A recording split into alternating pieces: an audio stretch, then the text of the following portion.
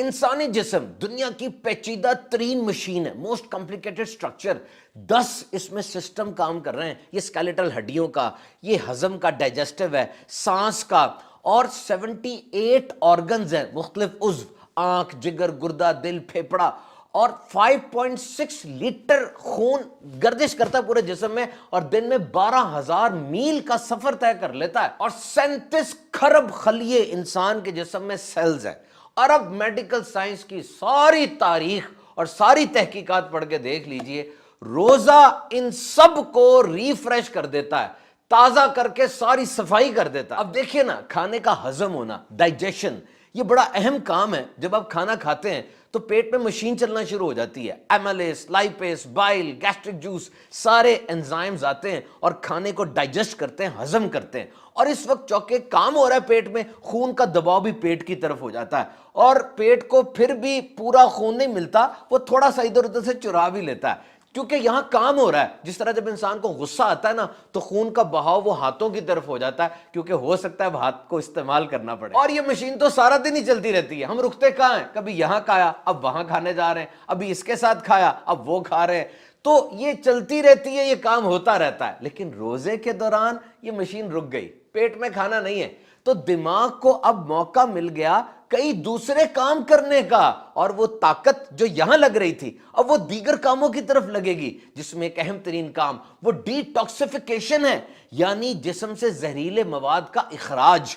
और ये Japanese scientist योशिमोरी Osumi की जो तहकीक है, लाइजोसोम रिसाइकल, कि इतनी मशीन जब चलती है उसमें फाजिल मवाद, टॉक्सिक मटेरियल, जहरीली चीजें पैदा होती है ना, गंद पैदा होता है। एक तो ये कि वो गंद निकल जाए, और रोजे के अंदर एक स्पेशल रिसाइकल मशीन एक्टिवेट हो जाती है। और वो क्या कि ये फाजिल और गंदा मवाद ये फायदेमंद चीज में तब्दील हो जाता है। जैसे आप अपने कपड़े फेंक दें तो वो आलूदगी का सबब बनेगा, गंद पड़ जाएगा ना। लेकिन अगर वही पुराने कपड़े आप फैक्ट्री को दें और फैक्ट्री उन पुराने को नया करके आपको वापस दे दे, तो क्या ही बात है।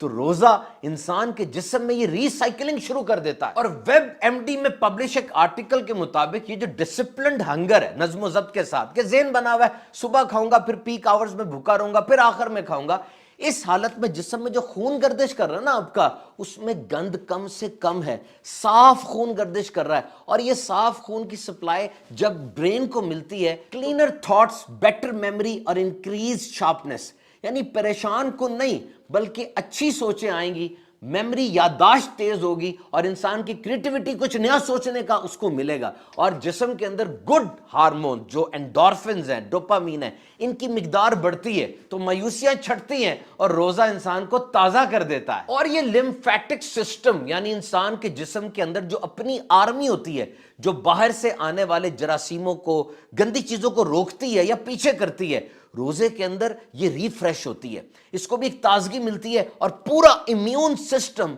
वो जबरदस्त अंदाज से वर्किंग ऑर्डर में आ जाता है। और ये तो बिल्कुल क्लियर है कि रोजे में इंसान के अंदर बर्दाश्त पैदा होती है, फोकस और माइंडफुलनेस।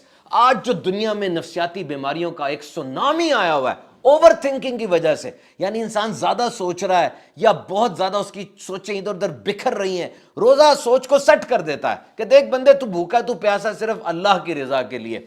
माइंड सेट हो गया, फोकस सेट हो गया, और अब ये उछलता कूदता दिमाग वो बैलेंस्ड अप्रोच में आ जाएगा, इत्तेदाल के अंदर आ जाएगा। तो सही अंदाज से असूलों के साथ रोजे रखने वाले एंजाइटी, डिप्रेशन, टेंशन से बचेंगे इंशाअल्लाह। और अब जो दुनिया में 2 अरब से ज्यादा लोग ओवरवेट है, उनका वजन ज्यादा है या खतरनाक हद तक ज्यादा है, तो देखिए, under proper medical guidance, fasting can prove to be an effective, surest and easiest way to shell out excessive fats with an acceptable amount of side effects.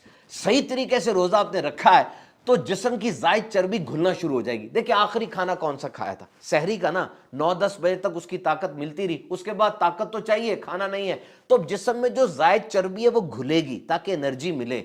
और विसरल फैट, यानी जो अंदर कहीं जिस्म के आज़ा के ऊपर चर्बी चढ़ी होती है खतरनाक, वो भी घुलेगी और ऊपर वाली भी घुलना शुरू होगी। लेकिन ये उस सूरत में होगा जब आप इत्तेदाल और म्याना रवि रखेंगे। अगर ऐसा हुआ कि जनाब इफ्तारी में खाना खाया اور پکوڑے سموسے دہی بلے فروٹ چاٹ بہت کچھ کھایا اور تھوڑی دیر بعد کہا کھانا لائیں، تو پہلے والا کیا تھا؟ وہ تو افطاری تھی، کھانا تو اب کھائیں گے، اور اس کے بعد رات کو پھر سحری میں، یعنی سحری میں اس لیے زیادہ کھا رہے ہیں کہ سارا دن بھوکا رہنا ہے، اور افطاری میں زیادہ کیوں کھا رہے ہیں کہ جی سارا دن بھوکے رہے ہیں۔ تو اگر اس طرح کریں گے تو ڈیزائربل ویٹ لاس نہیں بلکہ انڈیزائربل ویٹ گین ہو جائے گا، وزن کم نہیں بلکہ وزن زیادہ ہو جائے گا۔ تو واقعتاً یہ neuro protective, cardio protective, brain protective, پورے جسم کے ایک ایک عضو کی ٹیوننگ ہو جاتی ہے رمضان المبارک میں۔ تو آپ روزے رکھیے احتیاط کے ساتھ، برداشت کے ساتھ اور اصول و ضوابط کے ساتھ، انشاءاللہ عز و جل اس کا نتیجہ دیکھیں گے۔ اور واقعی روزے میں تو شفا ہے، کیونکہ اللہ کے پیارے اور آخری نبی صلی اللہ علیہ وسلم نے ارشاد فرمایا روزہ رکھو تندرست ہو جاؤ گے۔